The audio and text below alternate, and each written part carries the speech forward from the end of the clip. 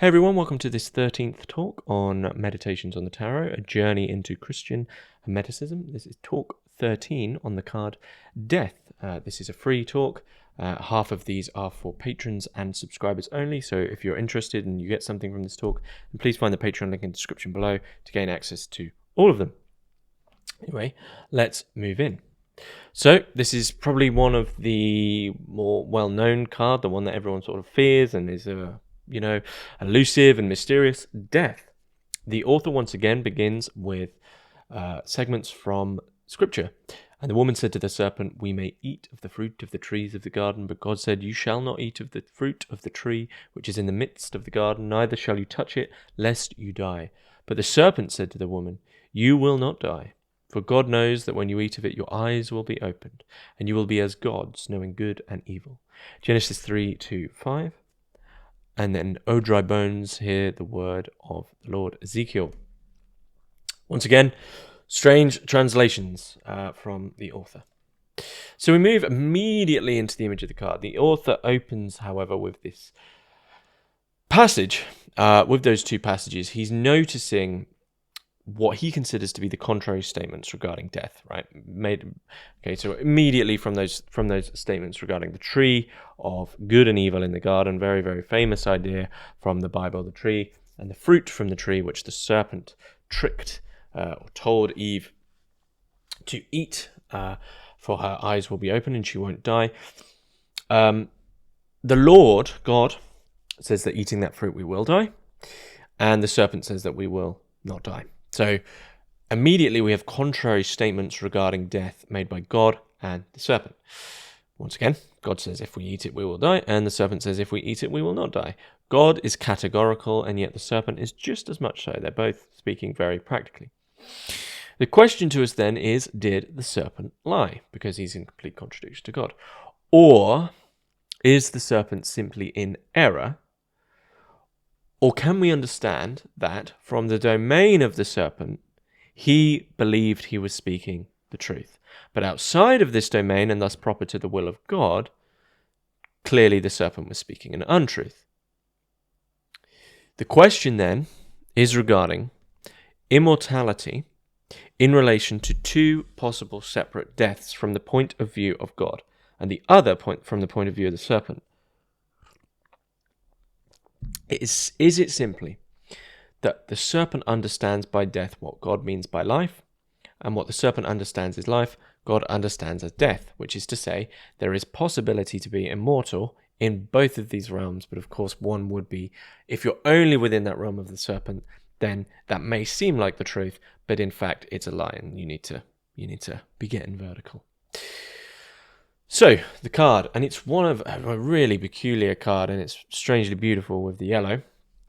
The card represents a skeleton who reaps only that which is pushed up from a black soil and rises above it, which seems to be grass, hands, and heads.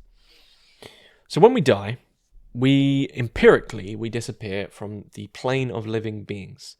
This is actually all the experience we have of death, from outside of it with regard to our five senses. With regard to sense data, we know only that when you die, you disappear from the physical plane. Of course, however, the disappearance from life, and thus death, isn't confined only to the domain of the outward senses, the five senses. It's also experienced internally via consciousness. Everything disappears in the idea of what we consider to be called forgetting, right? Key idea in this card is forgetting. When we forget, all of our senses each night are gone, right? And that's what we consider to be sleep. When we sleep at night, we basically are forgetting ourselves entirely.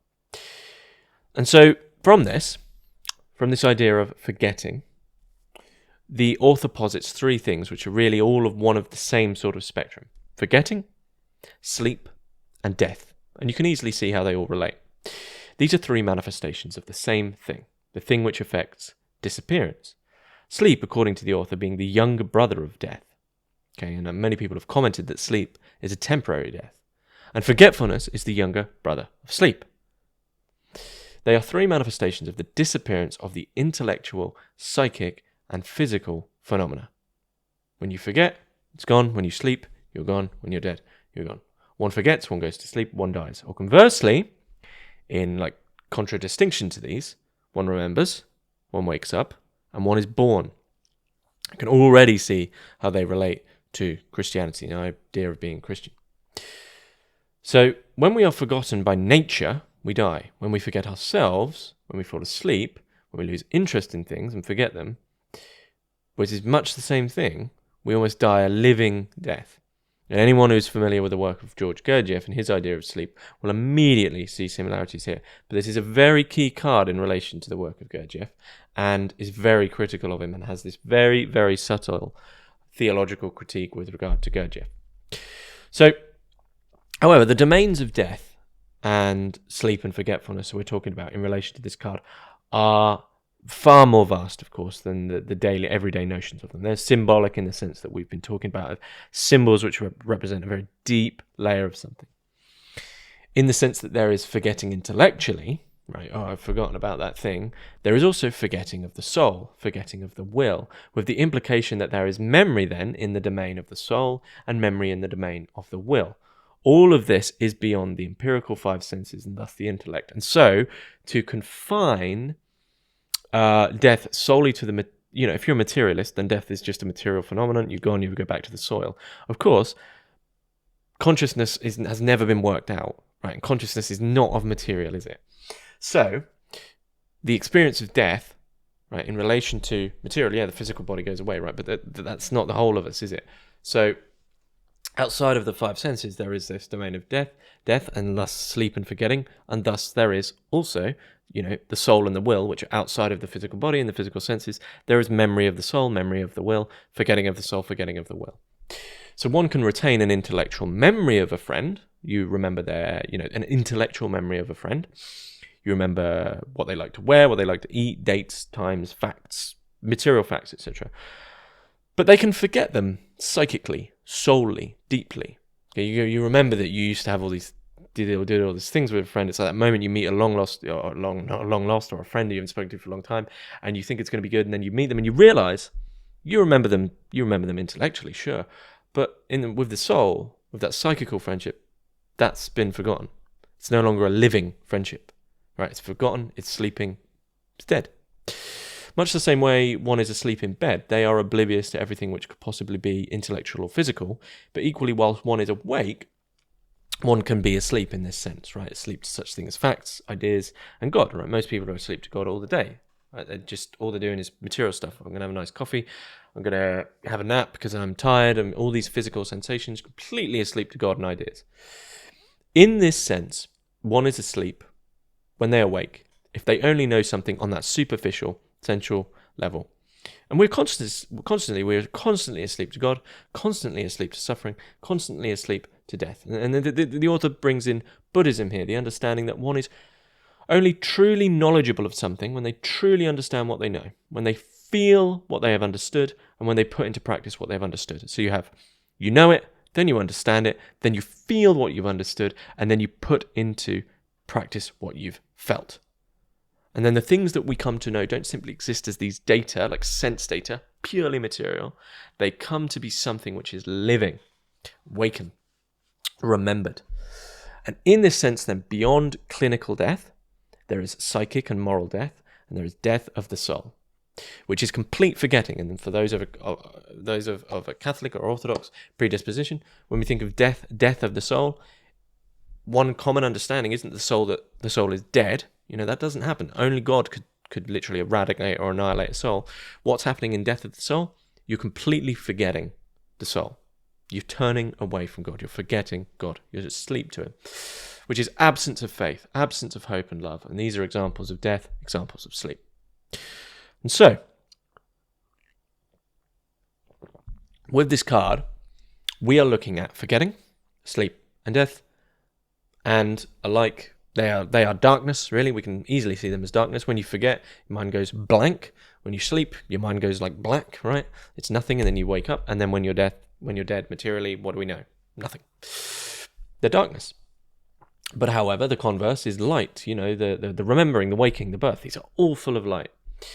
And all of these have imaginary and symbolic expressions proper to them. Black is the image of forgetfulness. Grass is the image of sleep. And a skeleton is, of course, the image of death, along with his scythe. Black we find in relation to the idea of forgetting, in the sense actually of St. John of the Cross utilizes the image of blackness. It's that darkness we sink into, the night of the senses. The understanding of the will in relation with union of the soul is equally attended in this darkness, because darkness by its definition is the place unto which light can't seep. And so from the understanding of darkness, the eternal night in a certain sense, something along those lines, darkness by its very definition is like you can't have light in the darkness. It's one or the other. So it's the eradication of that blackness. In the grass and the leaves of this card, there is a deep sleep where we live in a vegetative state. We become plants, right, in such a sleep. We're no longer human. We've moved down the great chain of being. And finally, the skeleton, all that makes man a conscious, mobile, and living person is removed. It's reduced. And what do you have when you're a skeleton, right? You literally have the lowest thing on the great chain of being.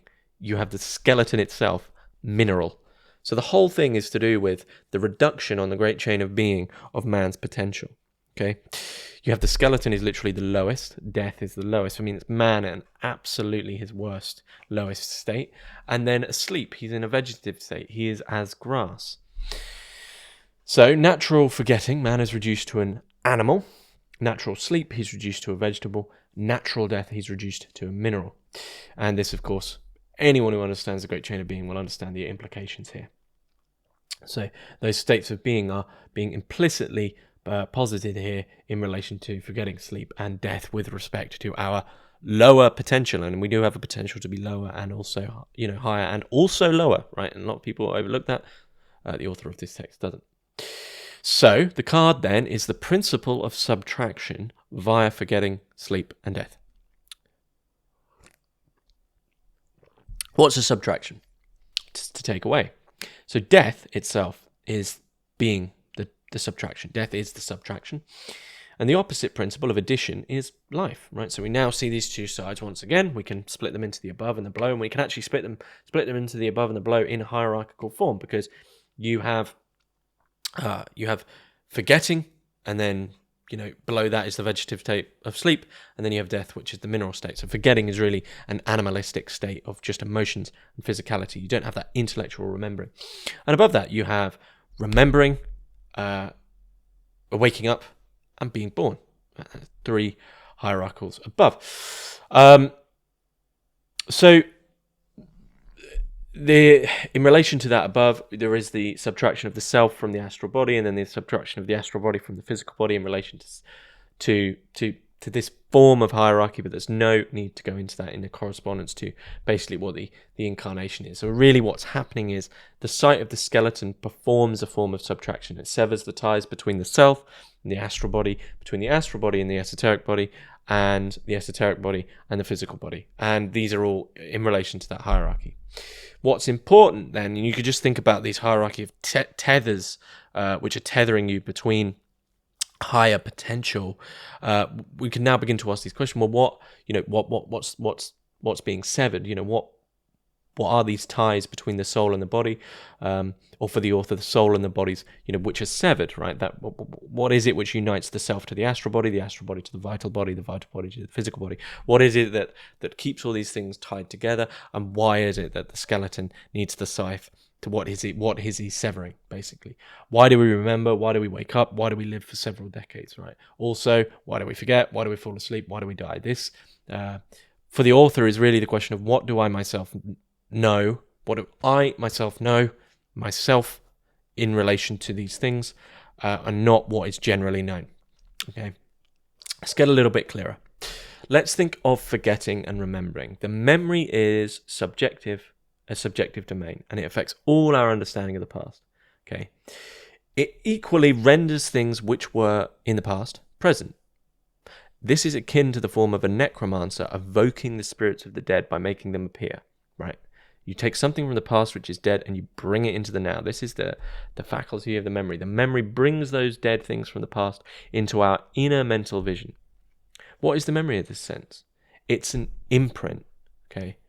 Simply an impression of the past. It is a symbol if it's then used in relation to the imagination to represent a reality. But the memory in this form is simply a copy which only seeks to reproduce the past as a form of phantom. It doesn't seek to take something from the past, bring it to the now, use it in relation to the imagination and creativity, and use it to push oneself forward. The memory in this very forgetful sense simply seeks to reproduce the past, right? It's like, oh, I just want to do that again. And that's a phantom. That is called mechanical memory or logical memory. You also have moral memory and vertical memory. So, mechanical memory simply happens. It happens in simple associations and resemblances and affinities between things. It's what we mostly think of memory as. It's a recall, right? You see something mechanically, oh, I remember that thing, right? Logical memory is much alike it, but it's one in which one is more active in that automatic memory, right? So the thoughts themselves are actively brought about, but it's still in relation to something quite mechanical. So it's logical. So you think, I see that thing that makes, I'm sort of thinking of something, but you actively think back and connect the dots yourself, right? These are both very mechanical, and all they're simply seeking to do is recall and reproduce things. Moral memory is more of an authentic act, okay? It's very strange moral memory. It is love which is at work in moral memory. It recalls admiration, it recalls respect, gratitude, and affection. Things which have moved us, which has rendered us unforgettable and are vocal in each instance. Okay, these things are brought about in a moral sense. So it's very intuitive. Okay. Young people, and we'll get to vertical memory, young people possess very strong mechanical memory, and this becomes feebler with age. Okay, usually just to do with energy, right? And as it becomes feebler with age, moral memory often replaces it because the heart now supplies the energy which nourishes and maintains the memory. We often see this with older people, that they become more loving, more affectionate, and they remember respect and gratitude, okay? As we get older, we supplement any lapses in mechanical and logical memory with moral memory, okay? Instead of this hard and fast mechanical recalling, we find something more authentic, more wise. The author states that those who now give everything, in your now, if you give everything moral worth and have a moral understanding of it and see everything in a moral sense, a loving sense, will never forget anything. Their memory, all of their memory, will be advanced in their old age. Okay. In that sense, moral memory itself is more effective the less one is morally indifferent. Okay, so when you a way to enact this is to think of the world in a moral sense. We never do that. We think about it in a utilitarian sense, a practical sense, a resource sense, an intellectual sense, but we don't think about everything in a moral sense. Okay, so indifference is the fundamental cause of the lapse of memory. The less one has interest and attention, and the more one is indifferent.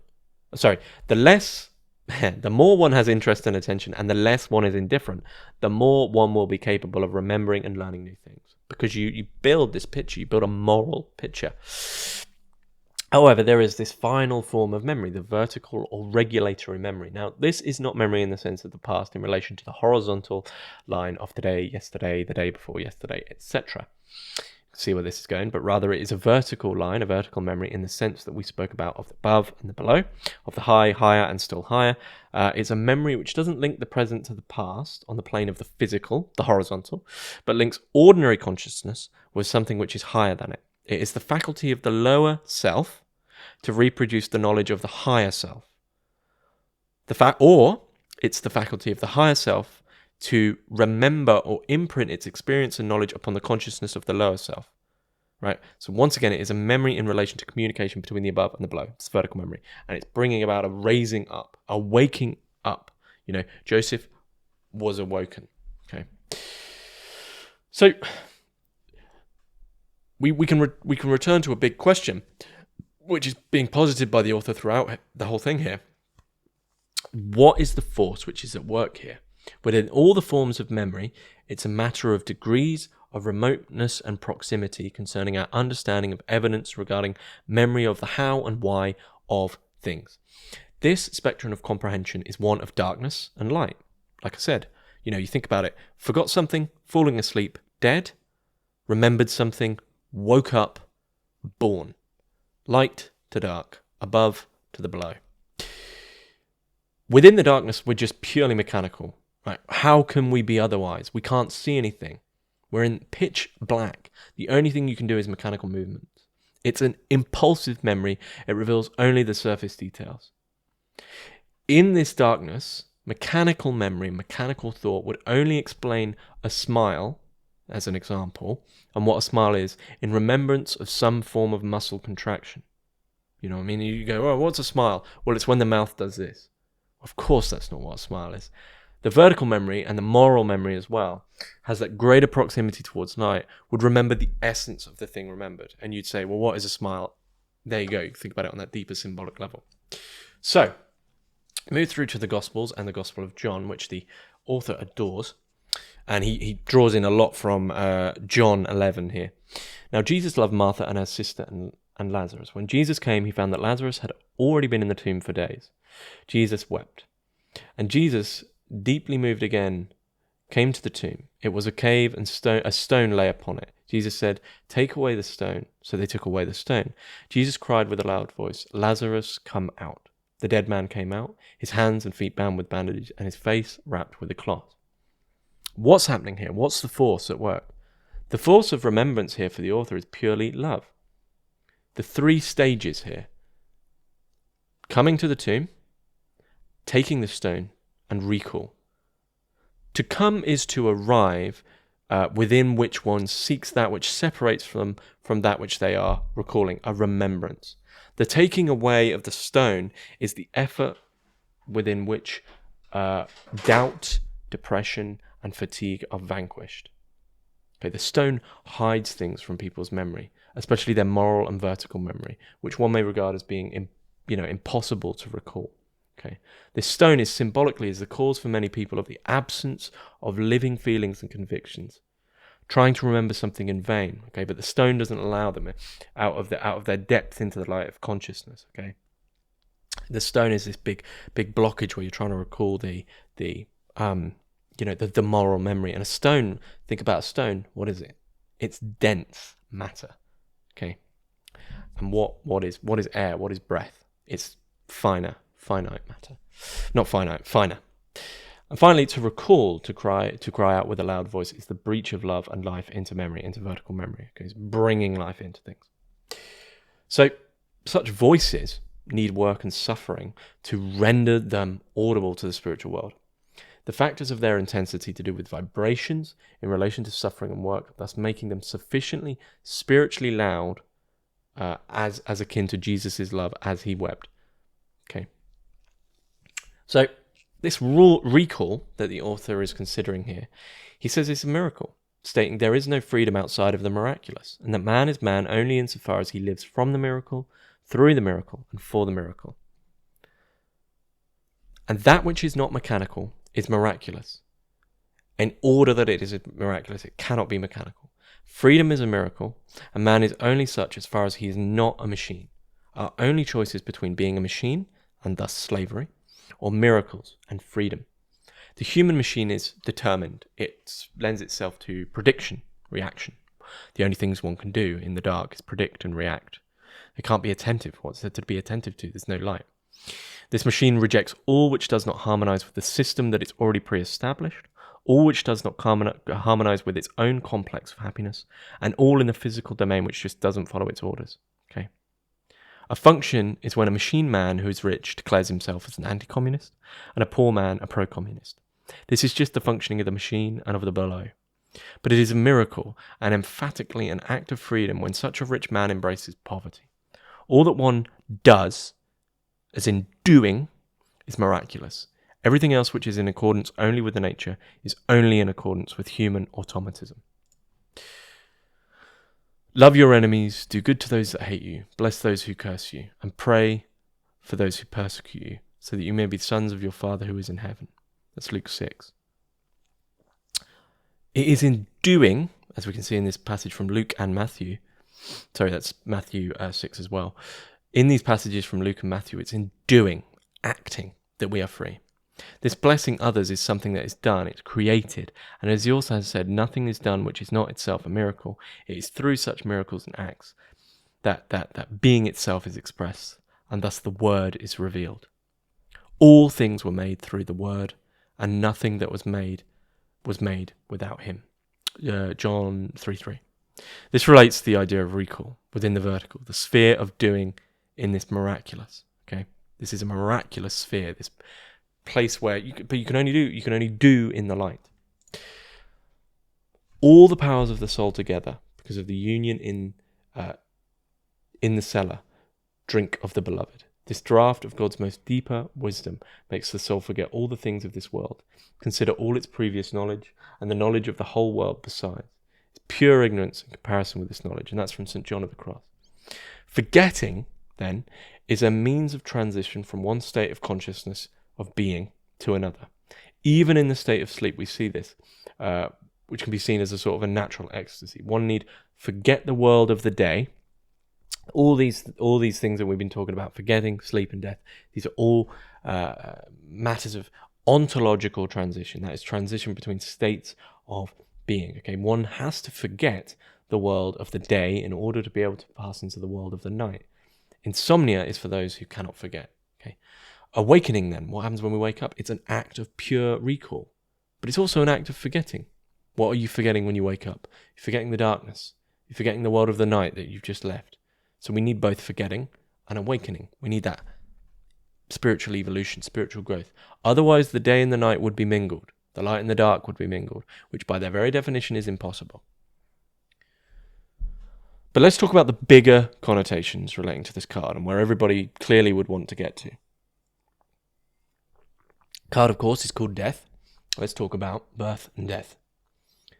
As the soul is unified once more with God, one is forgetting all of the world, and they are recalling, remembering God. Death, simultaneously called from above and the forgetting of the below. This too has a threefold path leading to the unification with God. Purification, illumination, and union. Purgatory is purification, which precedes illumination, and then finally heaven, the state of union with the soul, with God. This is the work of the saints. Okay, what happens here? Those who possess the habit of union, in possession of a higher spiritual eyes of memory. We consistently don't seek union with God, but the saints are united with God, which is why they act in the name of God on earth. They act in their being as united with God. Their organs are not under the guise of this world. Okay, such is the same with angels. Okay. So we have that threefold birth. Okay, we have purification, illumination, and union. Oh, sorry, that's what happens at death if we go that way. When you die, purification, illumination, and union, which we'll go into. But what about birth? For the author, birth can either be holy or natural. It can either be an act of obedience to the divine will, or it can simply be an effect of a consequential call from the earth. The soul thus can be sent to the earth, or it can be attracted by the earth. In the former case relating to obedience, this act is within the realm of vertical memory, whereas in the latter case, this event is half voluntary. It's sort of a soul falling to the earth in that gravitational pull that we talked about before, due to celestial attraction. Birth, in this sense, is a forgetting of heaven and a recall to earth. The other one is a constant remembrance of heaven and a forgetting of the earth. So you can see forgetting and remembrance as the two poles, once again. Everything is above and below. The holy birth is the soul in remembrance of the divine. It never forgets the divine in the sense that the soul is incarnated and remembers the divine. And so when we look at the whole thing now, birth, awakening, recall, and death, falling asleep and forgetting, the author sees these as pillars of forces of reality. They manifest a rhythm and a respiration and a circulation. What are they manifesting? A yes and a no in every domain. Remembrance and forgetting. And what are we remembering or forgetting? Are we remembering God, or are we remembering the serpent? Are we forgetting God, or are we forgetting the serpent? Let what you say be simply yes or no. Anything more than this comes from evil. Now, this is very important and very strange, this little bit, because there is a surplus, right? Let what you say simply be yes or no. Anything more comes from evil. The surplus from this yes or no is evil. This anything more that Matthew is speaking about, This third term can only belong to the serpent. Okay, because it's anything more belongs to evil, so this excess, this surplus, belongs to the serpent. And so from here we can return to the question posed at the beginning, and the confident answer which the serpent gives upon eating this fruit of the tree, whence he says, "You will not die." So he is adding a surplus to the yes and the no, understood as life and death, because God has already given the yes and no. If you eat the tree, there's a yes and no. You will die or you will live in the Garden of Eden. The serpent within his own domain has this surplus to the yes and the no. The serpent's surplus, the extra, is to do with the friction we spoke about before, right? When people are frictional in the below, they build an energy, okay? An energy which is brought about between the struggle between men solely of the below, okay? The struggle between the yes and no and man. So they're not simply saying yes or no. They're having this like frictional war or struggle or battle in the below, and it brings about the surplus. And what is happening from this surplus? This promise, the author names crystallization. Here the author goes on a digression about the school of Gurdjieff, and he brings in some huge sections from Ouspensky's book In Search of the Miraculous. Now, the author talks about George Gurdjieff, right, and his idea of friction, and Gurdjieff's idea that man needs an internal struggle between his wants, his likes, his dislikes, etc. He actually needs a crystallization within him. Now, the author, talking about the work of Gurdjieff, makes it clear that Gurdjieff believes that the human soul is not a birthright. Okay, it's not a gift of grace. It's something which is crystallized, and thus that crystallized thing is only the thing that can resist death and survive the destruction of the body. It's something which is built actually from this friction, which is to say, for Gurdjieff, the soul created by God does not exist. It is created by the human being in their frictional attempts in the below. Thus, one can become a mortal by the product of their own efforts. The author goes on to describe how the Tower of Babel was actually basically the same form of crystallization. In short, what is being built in the body is being built in the sense of building the soul removes all the place of grace. This psychic crystallization, which is found in the system of Gurdjieff, this author basically considers to be what you're building is a ghost. Something which is resisting the body at death, but actually isn't a soul. It's a ghost.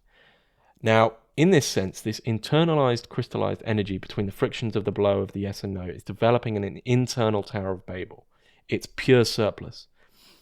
It actually seeks to avoid the first stage of birth, which is purgatory, and the actual lot of the human soul after death. This is another kind of immortality. So the serpent wasn't lying. Okay, the kind which the serpent says, "You will not die if you eat of the fruit of the tree of knowledge of good of evil." This tree of knowledge, this fruit produces this friction. You now know good and evil, and so you know the yes and no, and so you have a friction between them. So the serpent isn't lying. His promise is towards something which actually can resist death, so you won't die, but it's an internal construction of the Tower of Babel, which is to say that all Gurdjieff did is to devote his time to animating internally what is just called longevity. He made a victory over death, which is itself material, towards a God without mysticism. Okay, the author does, however, say that Gurdjieff wasn't a bad person. He didn't actually intend it in this way, and he was just simply a material scientist understanding what the world wanted. And it may be just ill-founded, but the position of grace in Gurdjieff is dubious. So this, for the author, is why the church is so hostile towards the idea of reincarnation, because ultimately one is in danger of reincarnating by the way of a ghost, where they actually avoid purification and they thus avoid illumination and union. So in this sense, reincarnation, why is the church so hostile towards the idea of reincarnation? Because in the sense of reincarnation, one is preparing not for a future of heaven, but for a future which is once again terrestrial. You're failing to let go. You're failing to be purified. You're being a ghost. And if one is preparing for a future which is terrestrial instead of confrontation with eternity, then one begins to crystallize something in themselves which they seek to bring them back to another terrestrial life. They seek to evade purgation, and the author stating that during this earthly life, one should seek to prepare for purgatory, the experience of the presence of the eternal in heaven. That's what we should prepare for. So in reincarnation, the author sees ultimately the desire for the eternal terrestrial life of the below and not the true eternal pure heaven of above. And in this sense, we actually do see two immortalities. One is of God and one is of the serpent. In this refusal to be purged and head to purgatory and then move to illumination and to heaven, one refuses the house of God, and they thus decide to be further from him once again. And this is a divine death. In this sense, complete crystallization is a complete crystallization of that friction of the below which you've built in yourself. For in this you remove yourself from God by crystalling all that which is below within you, and all that which is surplus.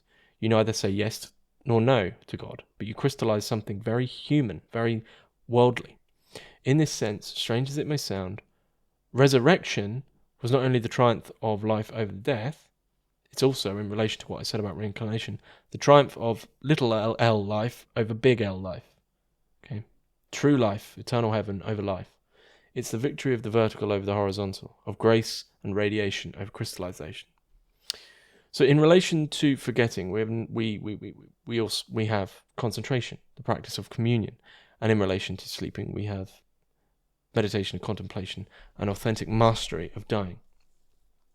This for the author is the eternal mystical way of purification, illumination, and union. Authentic faith is revealed, acts and increases in purification, not crystallization. And hope being that which is the agent of fruit of illumination, and charity which is achieves the union of the soul. This is the eternal way, and no one can invent or find another for the author. One can divide it into stages, one can reclothe it in different terminology, but it's always the same way. It's the same eternal mysticism. Progress then can only be true progress if it is understood in relation to purification, illumination, and then finally union. And one can judge a mystic by their faith, hope, and charity in relation to these three things. For this is the way of spiritual greatness, and the caliber of the soul is measured in relation to its relationship with these three things. So that is the card of death. There's much more in the card of death. It's a peculiar card, but not as scary as everyone would first think. But it's quite a straightforward card. Thank you all for watching once again. If you've got something from this and you'd like to enjoy the whole series, then please find links in the description below for the Patreon. Thank you very much.